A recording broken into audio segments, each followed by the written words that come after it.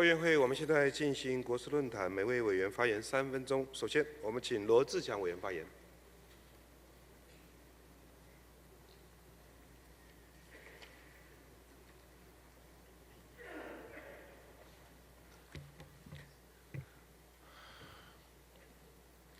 检察官何时搜索林右昌？检察官何时搜索林右昌？林右昌以民进党秘书长的身份，在脸书号召罢梁。他问了一个非常好笑的问题啊，他说啊，这个卸任的时候，我留下了什么给谢国梁市长？林右昌，你是在洗脸自己吗？你留什么给谢国梁？还需要问吗？你留下东岸停车场的弊案给谢国梁，留了一堆烂摊子给谢国梁。林右昌市府跟大日签约东岸停车场，让 NET 增建后不登记产权，大日负责人还获邀到民进党中常会，在蔡英文面前感谢林右昌对大日的肯定。林右昌，你跟大日的关系密切到这种程度，你说你没有关系吗？检方查出林右昌市府人员将东岸停车场的招标资讯用手机拍照传给大日，并收受贿赂195万元，护航大日得标东岸商场。然后呢，林右昌因作为而不作为，迟迟不将东岸商场增建部分登记为基隆市政府产权，增建后多出了2000平的营业面积，林右昌也不增加大日的权利金。大日将商场转包给 NET 年营业额超过7亿，营收不列入大日的营收报表，这部分使市府的权利金变成0。8年短收15亿，我只问一件事情：15亿元如此庞大的利益，是基层公务员就能决定吗？林右昌，你有没有涉案？林右昌，你有没有图利？林右昌，你有没有不明的金流？林右昌，如果按照检方办柯文哲的标准，请问难道不该约谈林右昌？难道不该搜索林右昌？还是说林右昌是民进党的秘书长，所以检察机关只能画一道红线到林右昌的脚跟前，不敢办林右昌？今天看到基隆的罢免案，10月13号就要投票。我觉得民进党你不要再欺负基隆人了，这种杀忠诚放奸臣的事情，基隆人不会接受。10月13号用不同意罢免票捍卫基隆的公道，谢谢大家。谢谢罗志强委员发言。接下来请登记第2位陈冠廷委员发言。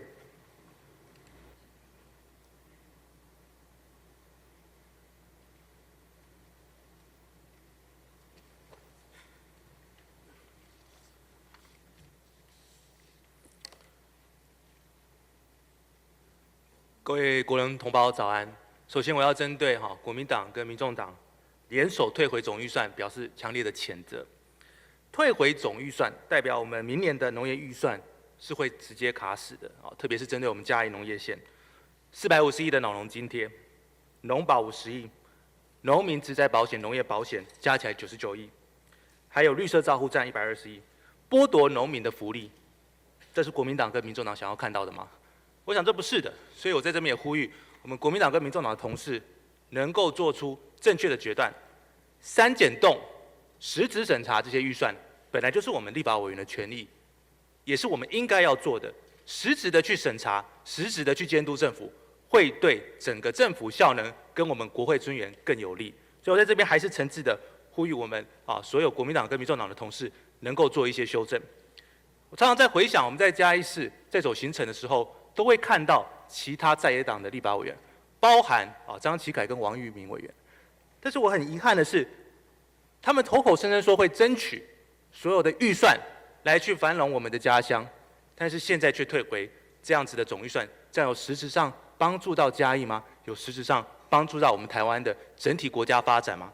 这一点我还是非常的遗憾哦。所以说我还是希望张启凯、王玉明委员把总预算还给农民。第二点，不仅仅是农民，在我们嘉义县有一个重大的发展计划——民雄航太暨无人机产业园区的开发计划，这是一个非常重大的旗舰计划，总预算达68亿，开发面积是近20公顷，它是我们下个世代嘉义的发展引擎，甚至是台湾的发展引擎。国防部已经在明年编列7625万元来去办理相关的开发作业，所以如果持续在这样子杯葛预算的话，我想请问王玉明跟张启凯委员，这样对得起嘉义乡亲吗？如果大家认为总预算的编列有不实的地方，你可以质询相关的部会，可以删减动预算，这是宪法给我们的权利。但是如果无理杯葛的话，那就是在绑架国家，弱化政府的功能。那这样会造成社会的这些混乱，还是希望能够做一些修正。第二个部分，我们来谈一谈交通的议题哈，假车牌的状况。在警方在道路上查到的这个伪造车牌的案件哈，是大量增上。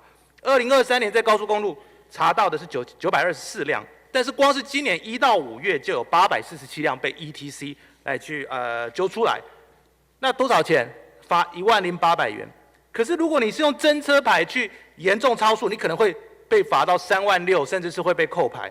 所以在这样子的状况下，我们呼吁交通部警政署的这个查缉的力道要加强。那相关预算我们都会支持，还有相关的这个提高这样的罚则，我们也会努力。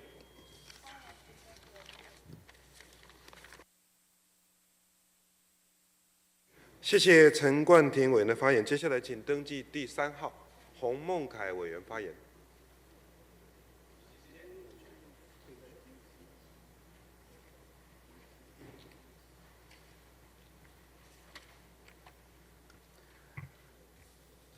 主席以及我们在场的行政官员、各位立院同仁，护航明年度暴增的2800亿的中央总预算，赖总统亲自下令3道军令状，要执政党出席党团会议、院会、程序委员会，还要全勤。但我怎么听说今天民进党团只是发乙动，不是甲动？再者，一个总统先打电话骂部长，跳过行政院长还不够，现在连立法院党团的党编工作也要做。总统把手伸进行政院、伸进立法院，根本就已经是破坏我们的宪政体制了。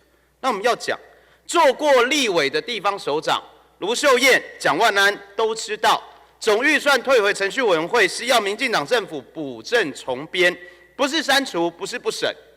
你赶快补正完之后再送进来，我们就会审查啦。现在是谁在拖延？还要用这种似是而非的观念来讲？刚刚上一位我们的新进立委同仁还讲错误的资讯，延续性的计划、人事费用以及相关的补助费用，就受预算法54条的保障，不会因为中央政府总预算没有通过而地方政府无法使用。那么简单的道理，六法全书先去看一下，可以吗？并不是要批评我们的立委同仁，因为我相信他可能也有民进党团的压力，可能也有中央厨房一套是一条龙的梗图，所以可以用这样似是而非的观念来去做引导、做带风向。但我们要讲，这就代表什么？这就代表我们讲的暴增15亿的中央政府宣传费用，是不是太过腐烂了？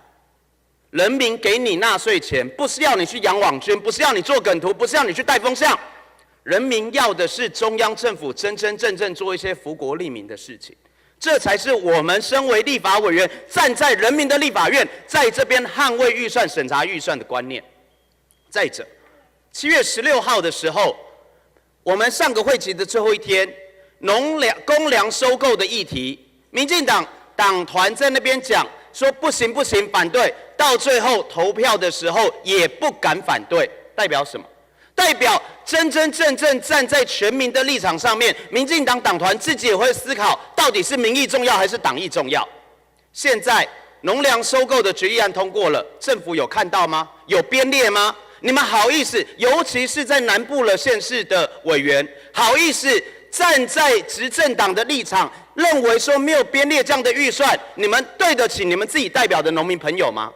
也因此，本席真的呼吁，现在被民进党拿来当人质的，包括教育、医疗、护理、军公教、农民权利、消费保障、国家安全、道路改善，只要合理的花费预算，我们绝对不会删减。把钱花在刀口上，赶快送进来，这才是全民之福。谢谢。